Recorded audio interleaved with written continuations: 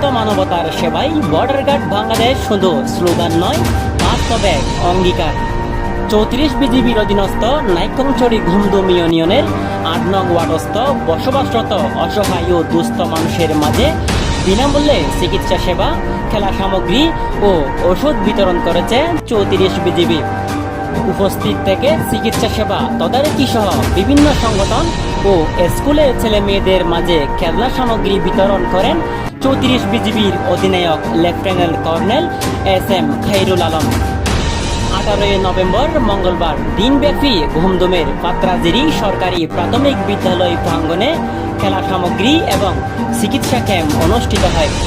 Medical officer major শুভর তত্ত্বাবধানে প্রায় 345 জন স্থানীয় মানুষকে চিকিৎসা সেবা ও ওষুধ পণ্য প্রদান করা হয়। এ সময় 34 বিজিবির অধিনায়ক lieutenant colonel SM Khairul Alam জানান, সীমান্ত এলাকায় বসবাসরত দরিদ্র ও অসহায় মানুষের কল্যাণে এ ধরনের কার্যক্রম নিয়মিতভাবে পরিচালনা করা হবে। এতে একদিকে যেমন জনগণ চিকিৎসা সুবিধা পাচ্ছেন, অন্যদিকে সীমান্ত এলাকার মানুষের মাঝে বিজিবির আস্থা তৈরি হচ্ছে।